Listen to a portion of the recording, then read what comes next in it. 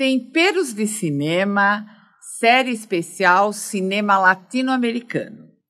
Aliás, a América do Sul, a América Latina, tem uma filmografia muito rica, né? As produções argentinas, uruguaias, então tem coisa muito bonita aqui.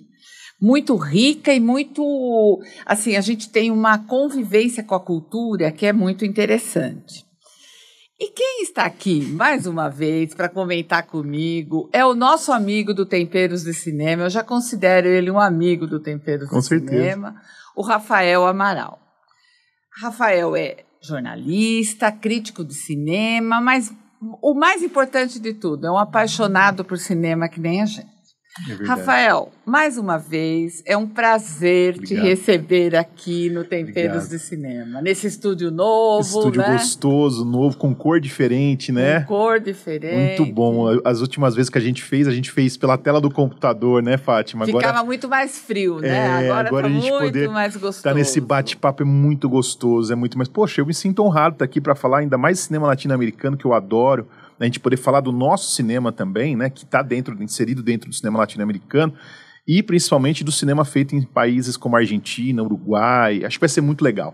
Ah, vai ser uma série bem gostosa. E por falar em série gostosa, a Viva Cozinha também está escolhendo as receitas, aliás, já escolheu as receitas latino-americanas, que a comida latina também é deliciosa, né?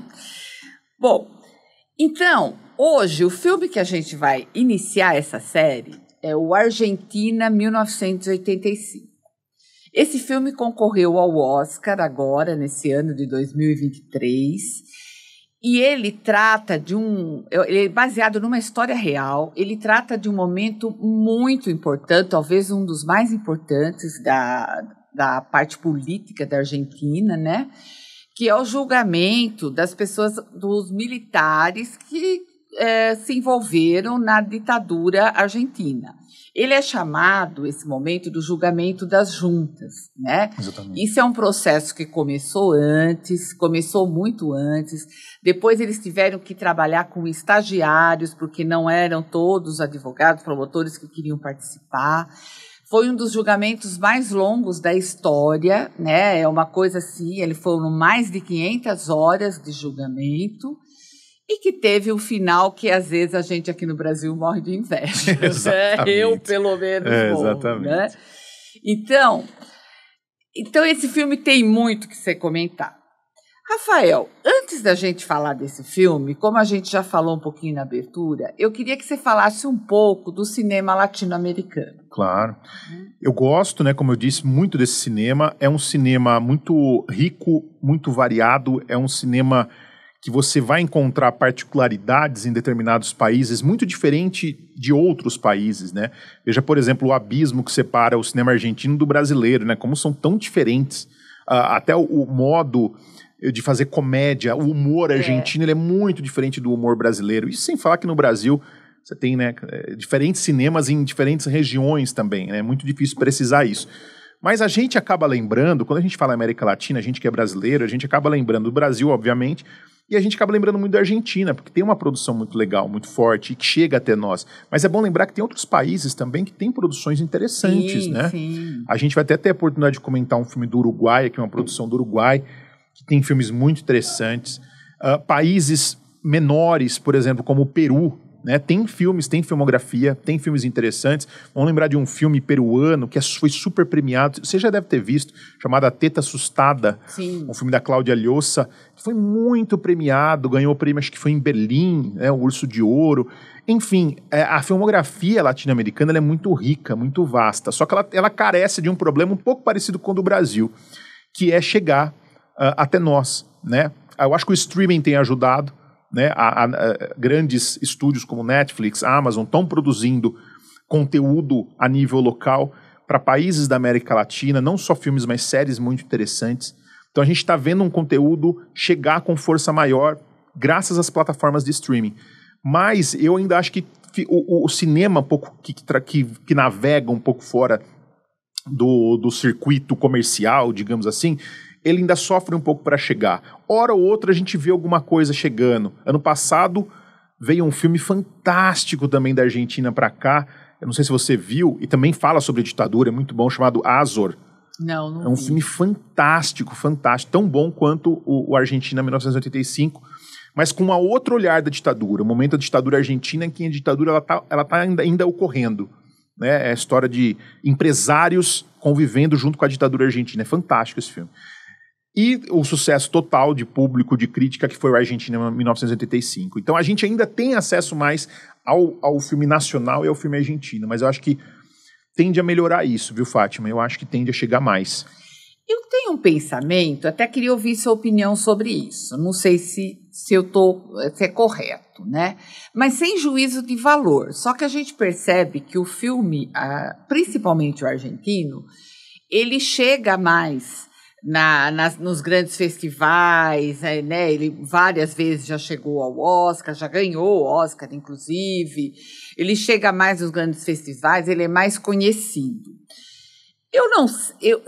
Tudo bem, pode ser um trabalho de marketing, mas eu acho também, às vezes, observando os filmes, que os roteiros latino-americanos, eles são, de alguma forma, mais universais. São menos regionalizados. Menos regionalizados. Então, é tem filmes muito bons brasileiros, mas que fora do Brasil, às vezes, não faz sentido. Né? E eu vejo que no argentino não tem muito isso. Você concorda comigo? Sim, eu concordo. Eu acho que, inclusive, e a gente volta àquela questão de falar do humor, né? Eu acho que o humor argentino, eu até já falei isso outras vezes, eu acho que às vezes ele se parece um pouco com o humor italiano, ele consegue fazer um humor universal, gostoso, e que acaba agarrando o público de uma forma bem interessante. Mas eu concordo com você, é que tem cineastas que trabalham com uma linha mais autoral, que fogem um pouco desse cinema, mas a Argentina, ela consegue fazer um cinema comercial e ao mesmo tempo questionador, e ao mesmo tempo adulto, ao mesmo tempo uma plateia mais crítica, de uma forma muito legal. O Filho da Noiva é um exemplo. O Filho da Noiva, os filmes do Campanella, né? Ele poderia se passar em qualquer país. Lugar, exatamente. Vamos lembrar que o próprio O Segredo dos Seus Olhos, que foi um ganhador do Oscar, teve uma refilmagem norte-americana. Sim. Isso mostra né? E veja que interessante, O Segredo dos Seus Olhos é um filme que fala muito de paixão local também. A questão do Boca Juniors. Quando eles adaptaram esse roteiro, né, esse texto para os Estados Unidos, eles tiveram que levar para uma paixão de lá, que é o futebol americano, eles inverteram. Mas a base geral do roteiro, ela pode ser tranquilamente adaptada. Tem isso. Agora, imagina só, fica muito difícil muitas vezes. Como que você vai adaptar um filme como O Som ao Redor, por exemplo, lá fora? Vamos pegar um exemplo aqui. Cidade de Deus. Cidade de Deus. É muito regional. Você está falando de um aspecto local, de uma cultura local, onde acontece aqui. É difícil, né, ter essa adaptação. Mas, de qualquer forma, eu acho que o argentino, ele sabe vender muito bem o filme dele também, né? Ele sabe trabalhar, ele sabe como vender esse filme. O argentino, ele tem uma grande estrela chamada Ricardo Darín, eu acho que isso faz diferença. A gente vai Ricardo Darín, ele consegue trafegar. A língua espanhola, eu acho que ajuda também, porque você acaba tendo uma penetração maior na Europa. Então, assim, eu acho que tem vantagem. Não sei se é vantagem a palavra certa, mas eu acho que tem algumas ferramentas que o cinema argentino consegue trabalhar muito bem, dialogar muito bem com os públicos. E eu acho que o humor, as histórias universais, como você colocou, tudo isso vai ao encontro. Acho que tudo isso ajuda e fomenta o cinema argentino. Lembrando que o cinema argentino não é diferente de outros países que também tem ajuda de recursos estatais, tem ajuda do governo. É um cinema que, sim, né, e que vende muito bem a cultura argentina, né? Veja quão bem eles colocaram a questão da ditadura e mostrando que eles são uma democracia com um filme como Argentina 1985, né? Como as pessoas de fora começam a ver a Argentina até com outros olhos, quem não conhece a história da Argentina. E isso é um bem cultural, um patrimônio cultural que não é impagável, né? Valor nenhum paga isso fora do país. Então essa é mais uma vantagem de você investir em cinema. Exatamente. Né? Mais uma vantagem aí. Bom, agora vamos falar do filme. Do filme. Argentina, 1985. Além de tratar de um fato, de um momento extremamente importante, né, político na Argentina, mas ele é uma lição do cinema. É um filme muito bem feito, né? É um filme que a gente assiste e mesmo a gente que já está com o olho um pouco mais viciado, que vê tanto filme, porque ele trabalha dentro vamos chamar assim, né? Eu acho que dentro do cinema existe um subgênero chamado filme de tribunal. Né? Quem vê muito filme sabe disso. Filme de tribunal, você tem todo ali, né, uns clichês, alguns atalhos que a gente vê, né? Aqueles desfechos, né, do júri. Então, assim, quem assiste muito filme de tribunal sabe mais ou menos um pouco do que vai esperar quando você vê um filme de tribunal. Eu acho que esse filme, ele traz algumas características do típico filme de tribunal, mas ao mesmo tempo também ele sabe lidar com outras questões, que ele torna mais interessante. Ele sabe escapar para alguns cantos e tornar aquilo tudo mais original, digamos assim. Ele trata de um tema que não é muito comum, que é militar sentado num banco dos réus, né? A gente não está muito acostumado a ver isso. E você colocou muito bem no começo, né? A gente fica com inveja, né? Porque a gente não conseguiu fazer nosso acerto com o passado ainda, a Argentina conseguiu já nos anos 80. E eu acho que o filme ele é muito feliz em todas as escolhas que ele faz, na dosagem do drama com a comédia. Ele tem também um pouco de humor, vamos lembrar, né, que tem também um pouco de humor injetado ali, situações que acabam sendo engraçadas e que nunca permitem que você perca de vista a seriedade do tema, que nunca escapa. O filme ele tem um personagem que é digamos que o personagem do Ricardo Darín, vamos explicar, né, que é o promotor, né, ele tá em transformação, porque quando começa o filme ele é um cara mais cínico, é um cara que não quer pegar aquele caso, ele é meio que um boi de piranha, né, parece que estão querendo jogar o caso pra ele, tipo assim, né, ninguém quer pegar aquele caso, acaba ficando com ele, meio com a contravontade, e ao longo do filme ele se transforma, né, aquele herói vai se transformando. Ele se envolve, Ele se envolve. E quando chega no fim do filme, peraí, ele é outro personagem, então tem toda uma transformação de personagem ali também, que eu acho que é muito interessante, a forma como o roteiro e o diretor trata isso, né? O Santiago Mitre, né? Que é o diretor do filme. Que, por sinal, escreveu o roteiro de um filme bem legal da Argentina também, chamado Abutres. Um filme com o próprio Ricardo Darín. O Santiago escreveu o roteiro desse filme, que é do Pablo Trapeiro, que é um diretor bem interessante também, que tem filmes bem legais.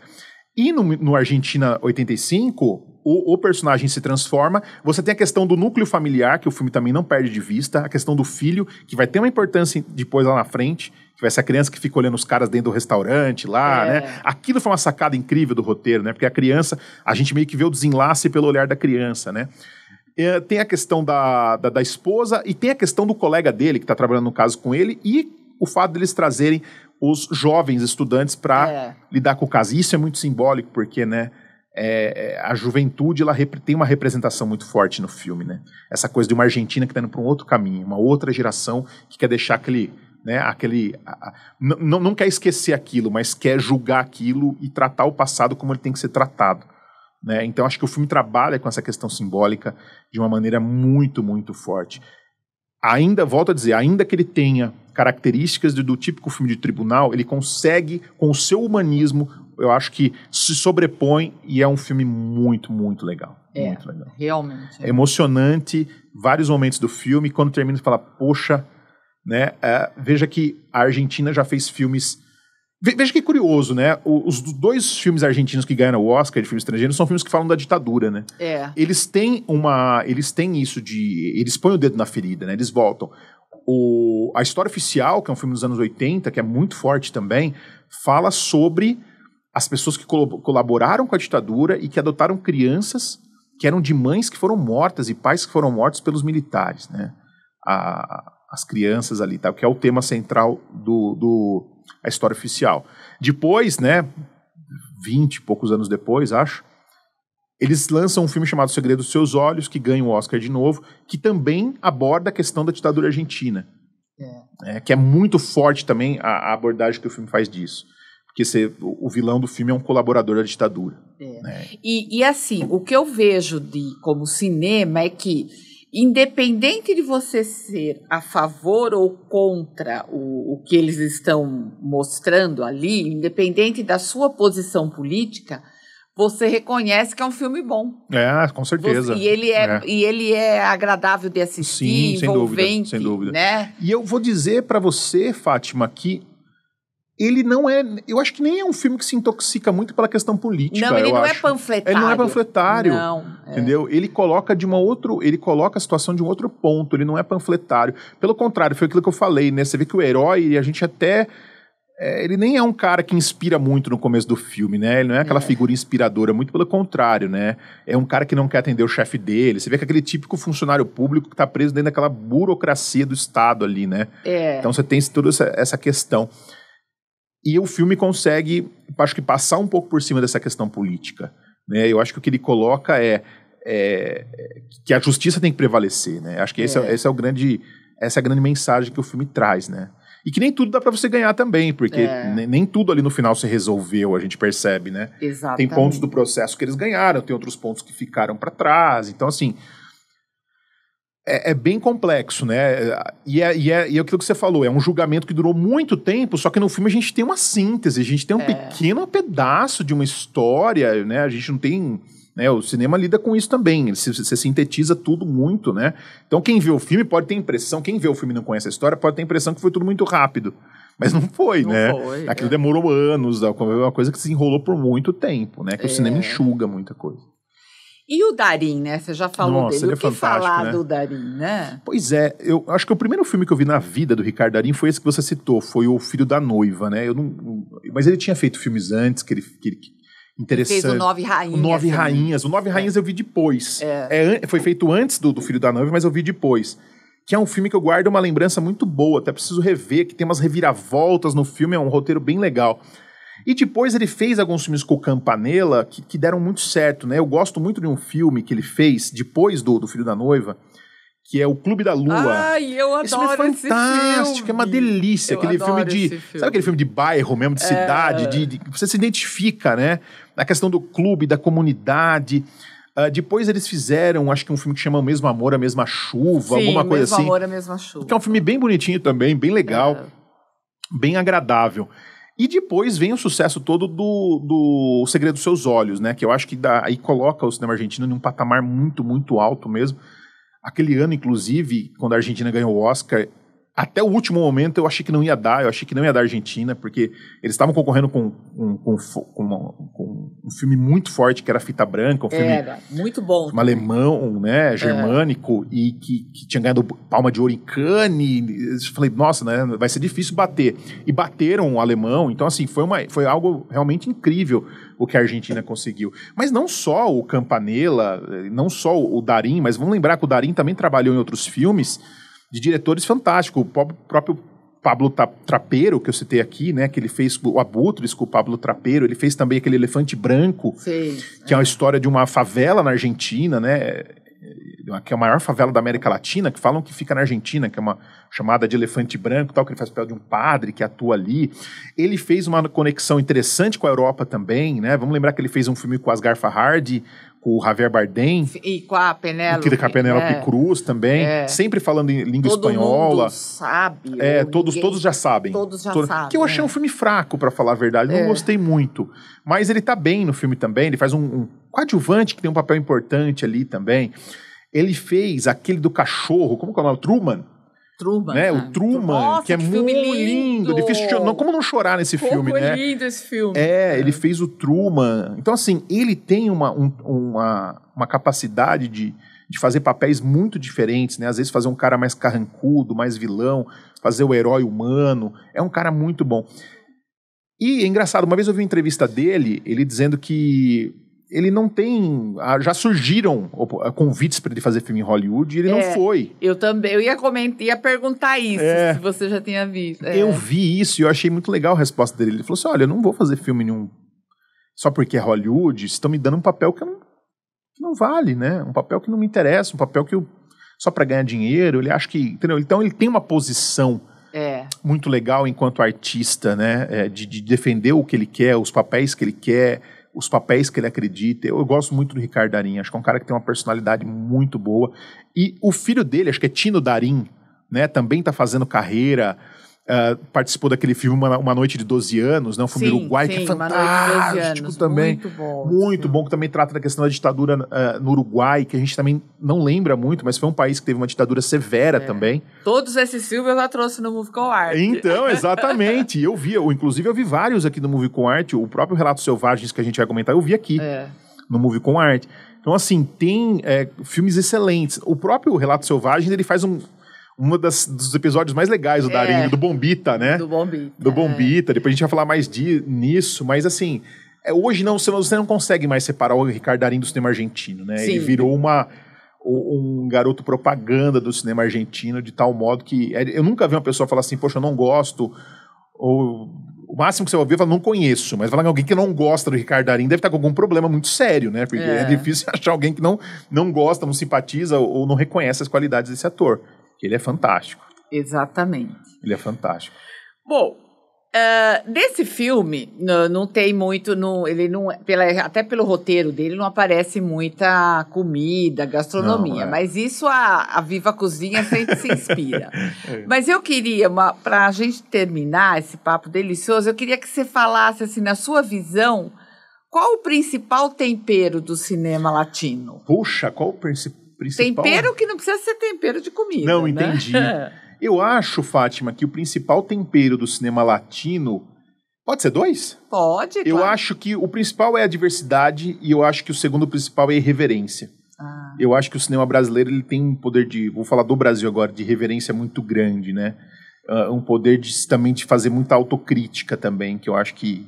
Né, fazer a gente olhar para o nosso próprio umbigo, assim, eu acho que isso é importante também, né? No caso dos argentinos aí com esse filme histórico, mas eu acho que a irreverência e eu acho que também a questão da diversidade, assim, é muita coisa diferente em um espaço, não que seja pequeno, mas, né, convivendo junto, né? Cineastas muito, muito diversificados aí. Eu acho que vamos lembrar que a Argentina também, eu não poderia me esquecer, né?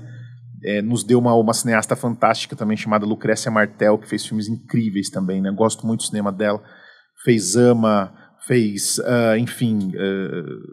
filmes fantásticos, que eu acho que vale a pena também o público em geral descobrir, que eu acho que tem coisas muito boas. Assim como o Brasil, a Argentina também tem alguns cineastas ali, Leandro Alonso também, que é um cineasta argentino fantástico também, que tem coisas muito boas. Então acho que tem alguns cineastas trabalhando em um caminho um pouco mais autoral, fora do comercial, que eu acho que vale muito a pena descobrir. Acho que vale muito a pena. Rafael, mais uma vez, muito obrigada. Foi uma delícia de novo conversar com você. E a gente aprende muito, né? É muito gostoso. E vamos ver aí o que a Viva Cozinha selecionou para a gente temperar um pouquinho mais esse programa. Vamos lá. Então, mais uma vez, obrigada. Eu que agradeço. Até a próxima semana, comentando um outro filme. Tem mais 3, né? Latinos, tem muita coisa boa aí para a gente falar. Obrigado, Fátima. Obrigada. Valeu.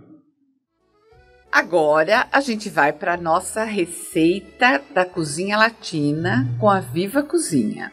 As meninas separaram 4 receitas maravilhosas. E hoje, que nós estamos comentando o filme Argentina, 1985, vamos ver o que elas escolheram. Ayla e Reca. Hoje eu estou muito feliz. Estão as duas aqui. Sejam muito bem-vindas. É uma delícia receber vocês aqui no nosso estúdio do Temperos de Cinema. Muito obrigada. É uma delícia pra gente também. É verdade, nós que agradecemos. A gente sofre um pouquinho, eu e o Daniel, principalmente, porque a gente fica morrendo de fome, mas depois a gente tenta fazer a receita. Tem que tentar, sim, tem que mandar foto pra gente depois de como foi, como ficou, a gente gosta de ver. Ah, não, verdade. Tentar não, que a receita vem explicadinha, vai conseguir. É verdade. E o que vocês escolheram para esse filme Argentina 1985? Bom, eu escolhi um molho chimichurri, que vocês vão poder usar com várias coisas. Churrasco, quando você quer dar um up naquele bifinho ali que você fez e ficou, sei lá, meio com cara do todo dia, você faz esse molhinho chimichurri e já dá uma elevada aí no nível do bifinho. E ele é um ótimo acompanhamento mesmo para churrasco, tá? E é um molho que é muito usado na Argentina, né? E para fazer ele, a gente normalmente compra no pacotinho, ele seco no supermercado. Eu vou ensinar vocês a fazerem ele fresco, que fica muito mais legal. É porque eu ia falar, eu já comprei esse pacotinho aí, né? Mas eu quero aprender.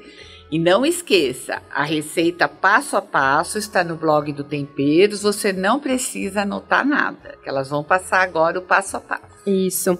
Bom, então a gente começa picando meio maço de salsinha. O legal com essa salsinha é você picar ela com ela seca, tábua seca e faca seca. Isso vai fazer com que não grude tudo, porque às vezes a gente tá picando e fica tudo grudando, né? Tipo, gruda na tábua, gruda na faca e aí você não consegue... Aí você passa o dedo na faca pra tirar a salsinha, já sabe o que vai dar. É terrível. Então, lava essa salsinha, seca bem ela com um pano de prato ou com um papel toalha, seca a tábua e seca a faca. Pica essa salsinha bem picadinho. Essas dicas são super importantes, É né? verdade. Porque no dia a dia a gente pega, acaba de lavar, já começa a picar. Claro, é Isso. natural. Todo mundo faz isso. A gente fala até essa dica dos temperos, porque é uma coisa que dá um trabalhão, né? Quando você pica molhado, fica aquilo, eu não tô brincando. Todo mundo faz isso, né, na faca. Uhum. Sim. É um clássico, né? Gruda o tempero, você vai e passa o dedo na faca. E corta o dedo. Lógico. E outra coisa, Não é quando problema. você vai congelar a salsinha, se você Também. congelar ela sequinha desse jeito que a gente tá falando, depois você consegue tirar ela, não vira aquele bloco no congelador que você não consegue usar nunca mais. Martelo ou bloco pra usar salsinha, é verdade. Bom, depois de picar a salsinha, a gente vai usar 2 colheres de sopa de orégano fresco. É um pouquinho chato de achar pra comprar, é mais fácil comprar um vasinho de orégano fresco nos hortifrutis, Guardar na assim. sua casa. Mas é muito gostoso, ele é muito perfumado. 2 dentes de alho amassado, de 2 a 4, aí depende o tanto de alho que você gosta, né? Meia xícara de cebolinha, também picada bem fininha. E a dica da salsinha vale para a cebolinha também, dela estar sequinha. Aí a gente vai usar uma pimenta dedo de moça vermelha. Se você gostar de mais apimentado, com semente. Se gostar de menos, sem semente, tá? E aí a gente vai usar 2 colheres de sopa de vinagre de vinho tinto, 1 colher de sopa de suco de limão e meia xícara de azeite. Tempera esse molinho com sal e pimenta do reino e tá pronto. Esse molinho pra acompanhar as carnes fica uma delícia. É muito fresco, é muito gostoso. E ele dura bastante na geladeira. Ele dura porque ele é uma conserva, né? E como tem bastante azeite, tem sal, tem limão ali, ele vai durar Deixar um bom bastante. período. Mas assim, até com pão no churrasco é gostoso. E essa dica de congelar as ervas é muito legal também, né, Ayla? Sim. Porque você embala ali pra cortar, é muito mais fácil você ter isso congelado, né? Você separa uma quantidade, você já começou mesmo, dá super certo. As pessoas torcem um pouco o nariz quando a gente fala sobre isso, mas é super útil. Fica Prático bem no legal. dia a dia, Fica, né? Continua verdinha. Uhum.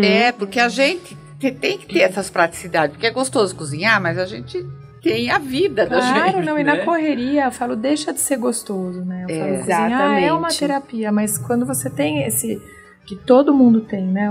O dia a dia ali, a correria, o horário, se torna uma tarefa desagradável, você fica muito tenso. Se você tem que fazer todo o preparo, 100%, todo dia, é desnecessário. Você consegue deixar algumas coisas adiantadas, eu acho que isso faz muita diferença no gosto que a gente toma pela cozinha. Acho que muda a forma exatamente. como você se relaciona com essa...